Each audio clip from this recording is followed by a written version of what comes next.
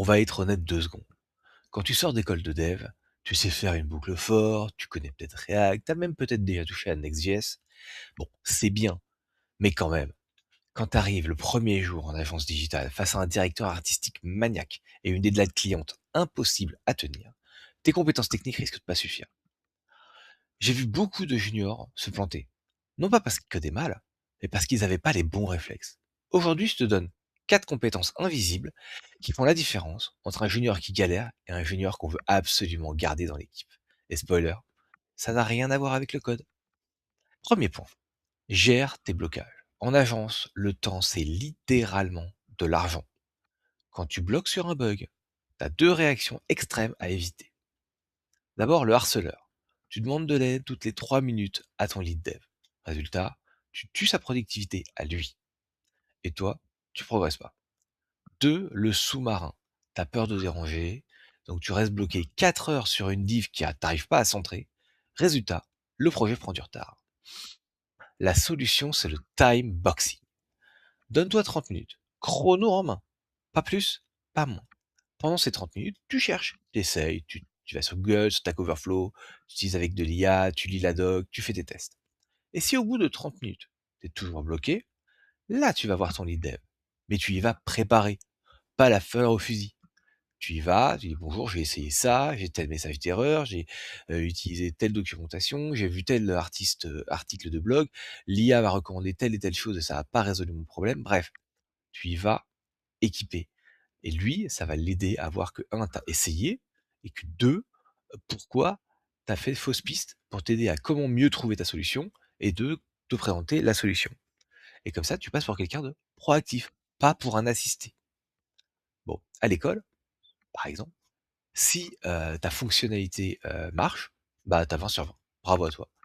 En agence, c'est un peu différent, parce que si ta fonctionnalité marche, mais que le bouton est décalé de 5 pixels par rapport à la maquette Figma, c'est un échec. Il y a une phrase interdite chez nous, c'est pourtant, bah, ça marche bien sur ma machine. On s'en fiche complètement que ça marche sur ton écran Mac 27 pouces 4K. Est-ce que ça marche sur le vieux PC du client? Sur l'iPhone du directeur marketing? Sur Safari? Le bon réflexe à prendre dans ces cas-là est simple. Doute de tout. Ne suppose jamais que ton code est bon. Vérifie les marges, vérifie tes polices, ouvre l'inspecteur. Chez Studio Connecté, on fait pas de l'interprétation, on fait de la précision. Si le designer a mis 16 pixels, c'est pas 15, c'est pas 17, c'est 16. Troisième compétence que tu dois connaître, ne pas avoir peur du code des autres. En agence, tu vas souvent récupérer des projets existants, codés par d'autres, et parfois mal documentés, voire pas du tout recommandés. Le premier réflexe du junior, c'est la paralysie. T'as peur de toucher à une ligne de code, que tout s'effondre. Mon conseil, casse tout. Fais-toi une branche en local et triture le code. Change les variables, supprime les fonctions, regarde ce qui explose.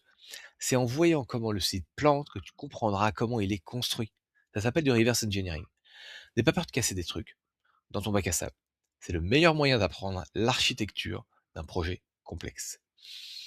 Le dernier point, et c'est peut-être le plus important pour ta carrière, c'est la communication. En dev, on connaît la méthode du rubber ducking.